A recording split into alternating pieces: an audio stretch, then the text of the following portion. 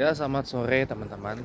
Selamat datang di Walk the Talk edisi hari ini, hari Minggu, Ahad 11 Agustus 2024. Ya, sore ini di Chatterbox Walk the Talk kita bahas tentang jelang pemilihan gubernur Jakarta 2024, yang dimana muncul wacana ya koalisi Indonesia Maju ya bertransformasi menjadi KIM Plus ya, dengan memborong seluruh partai yang ada di dulunya koalisi perubahan yang mengusung Anies Baswedan Gubernur Jakarta 2017 sampai dengan 2022 sebagai calon presiden pada pemilihan presiden Indonesia 2024 yang sudah lewat. Nah, KIM ini kan mungkin akan hampir pasti mengumumkan nama mantan gubernur Jawa Barat 2018-2023 Pak Ridwan Kamil sebagai calon gubernur di Jakarta. Nah, soal wakilnya belum tahu. Nah, muncul kabar katanya wacana ini akan berujung pada wacananya berujung kepada Anies Baswedan Ridwan Kamil di Pilgub Jakarta ini akan melawan kota kosong. Karena hampir pasti gubernur petahana Jakarta yaitu Pak Anies Baswedan nggak bisa nyalon, tidak bisa dicalonkan atau paling tidak maju secara independen asal memenuhi syarat dan ketentuan yang berlaku. Karena kalau nggak rusak demokrasi di Jakarta gitu loh. Inilah betapa malunya saya dulu sebagai warga Jakarta. Pertanyaan saya tuh gini, ya, kenapa sosok Anies Baswedan itu harus dijegal? Kenapa Anies Baswedan tuh seakan-akan menjadi sosok yang ditakuti gitu loh oleh koalisi Indonesia Maju di Jakarta ini, sehingga harus dijegal? Sehingga bagaimana caranya tidak boleh maju sebagai calon gubernur di Jakarta. Nah, ini kan adalah hal yang sangat tidak masuk akal di saya gitu loh. Dengan alasan yang hampir tidak ya memang udah nggak jelas apa alasan dari penjegalan Anies Baswedan sebagai calon gubernur Jakarta 2024-2029. Padahal saya selalu bilang, hasil kinerja Anies Baswedan selama 5 tahun full term jabat gubernur Jakarta ya, berbeda dengan Pak Jokowi, Pak Ahok yang tidak full term, tapi Pak Jokowi hanya 2 tahun jabat gubernur Jakarta di periode 2012-2017. Kemudian diteruskan oleh Pak Ahok ya kan, 2014-2017 3 tahun, tapi Pak Ahoknya keburu masuk penjara. Diteruskan lagi oleh Pak Jarod Saiful Hidayat, hanya menjabat berapa bulan aja sampai Oktober 2017, di mana Anies Baswedan dilantik jadi gubernur Jakarta 5 tahun full term. Full term jadi gubernur Jakarta dengan 2 wagub. Kan pertamanya kan pasangan dengan Pak Sandiaga Uno, tapi Pak Sandiaganya nyalon wakil presiden di Pilpres 2019 dampingi Pak Prabowo Subianto. Jadi sama hampir berapa tahun itu Anies Baswedan kan tidak punya wakil gubernur, sebelum akhirnya Pak Ahmad Riza Patria yang kini dicalonkan sebagai calon wali kota Tangerang Selatan oleh Partai Gerindra itu jabat Wagub Jakarta pengganti Pak Sandi ya. Itu setelah Pak Sandinya diangkat sebagai Menteri Pariwisata menggantikan Pak Wisnu Tama tahun 2020 itu. Nah, itu ini kan seakan-akan jadi apa sih dosa Anies gitu loh, sehingga kelihatannya Anies itu harus dihalangi banget untuk jadi gubernur Jakarta. Apakah cuma gara-gara komentar waktu debat debat ketiga calon presiden di pemilu 2024 yang tentang hankam, isu hubungan internasional, diplomasi, geopolitik itu, dimana ketika ditanya oleh Pak Ganjar Pranowo ya, calon presiden dari PDI Perjuangan ya, skor untuk kinerja dari Kementerian Pertahanan dikasihkan nilai 11 dari 100, langsung jadi sakit hati. Lah, wajar dong. Dalam kapasitas itu Pak Anies Baswedan itu bukan hanya sebagai seorang calon presiden, tapi juga sebagai rakyat. Kan beliau sudah bukan pejabat toh pada saat itu kan. Beliau kan sudah tidak gubernur Jakarta lagi kan sejak 2022 toh. Lalu sudah jadi orang biasa ya kan? Iya. Jadi wajar kalau beliau menilai seperti itu. Sama halnya dengan Pak Ganjar yang memberikan nilai 5 dari 10 dari kinerja Kementerian Pertahanan yang dipimpin Pak Prabowo Subianto.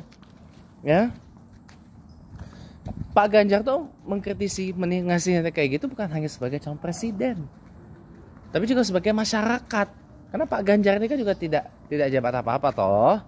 Karena kan sejak 2023 kan Pak Ganjar sudah purna tugas dari jabatan gubernur sudah purna tugas, sudah selesai toh dari jabatan gubernur Jawa Tengah. Jadi Pak Ganjar tuh jadi orang biasa lagi. Wajar kalau dikasih penilaian seperti itu, kok kejang-kejang. Baik itu Pak Prabowo-nya maupun para pendukung-pendukungnya. Kok kejang-kejang, kok masih sakit hati sampai sekarang gitu loh. Padahal memang kita adalah penilaian objektif dari masyarakat, diwakili oleh Pak Ganjar Pranowo dan Pak Anies Baswedan. Masa ya cuma gara-gara skor gitu aja langsung kejang-kejang sakit hati gitu kan. Apalagi Pak Ganjar memaparkan data-data di debat ketiga itu ya, debat ketiga Pilpres 24 yang lalu. Jangan ya, masa ya cuma gara-gara itu kejang-kejang sih. Ya, wajar lah publik menilai seperti itu. Ada datanya gitu loh. Kalau itu yang dijadikan alasan untuk menjegal Anies Baswedan jabat gubernur Jakarta, itu menurut saya terlalu silly, terlalu kekanak-kanakan gitu loh. Harusnya tuh gini, kasih saya satu alasan kenapa Anies Baswedan itu tidak pantas jadi gubernur Jakarta lagi di 2024. Tapi alasannya bukan karena sakit hati masalah scoring itu. Tadi ada yang komen di TikTok ya, oh Anies itu pecah belah umat Islam dan NKRI. Bukti pecah belahnya di mana? Gitu loh. Bukti pecah belahnya di mana? Anies Baswedan itu tidak ada. Justru malah mempersatukan. Jangan salah. Waktu Pilgub Jakarta 2017 itu, teman-teman saya dari NU pun baik juga yang dukung dia. Tidak semua orang-orang NU, teman-teman saya itu ada di barisan Ahok Jarot waktu itu. Ada juga yang di Anies Sandi, ada juga yang di pada waktu itu AHY Silvi, Pak Agus Yudhoyono yang sekarang Menteri Agraria ya, dan Ibu Silviana Murni yang sekarang anggota DPD atau senator dari Jakarta gitu ya. Jadi nggak bisa main disimpulkan begitu saja. Ada banyak ulama-ulama NU juga di waktu Pilpres 2024 kemarin yang bersama dengan Anies Baswedan. Banyak. Ada Gus Baha, ada Yai Syukron Makmun, ada Kiai Marzuki Mustamar, ada masih banyak lah pokoknya. Pun ada juga tokoh-tokoh NU, ulama-ulama NU yang ada di barisan pendukungnya Pak Ganjar maupun Pak Prabowo. Jadi salah kalau mengatakan Anies itu pecah belah umat Islam Jakarta dan pecah belah Indonesia. Nggak ada itu. Tidak ada itu. Ya. Maaf aja. Pak. Iya, iya. Makanya saya kalau suruh milih ya, kalau bener nanti ada kota kosong, saya akan pilih kota kosong. Ogah saya milih Ridwan Kamil. Atau siapapun yang diajukan oleh KIN, tidak harus Ridwan Kamil, siapapun lah. Mau Ridwan Kamil, mau Kaisang Pangarep, mau siapa, saya nggak akan pilih. Bahkan Ahok pun saya nggak akan milih. Kenapa? Karena saya tidak akan lupa dengan hujatannya Pak Ahok terhadap Al-Quran yang membuat beliau masuk penjara 2 tahun. Ya, jadi masalah SARA tadi kalau ditanya ya, itu masih akan pengaruh walaupun dikit. Ya kan? Iya.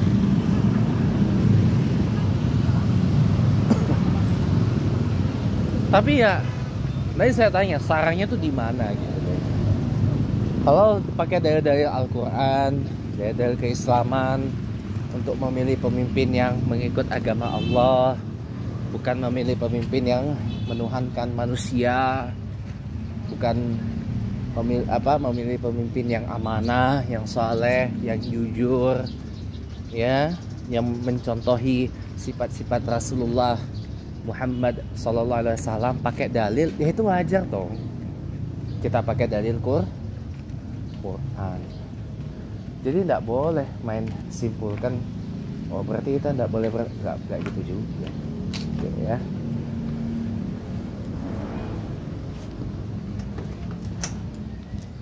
Assalamualaikum.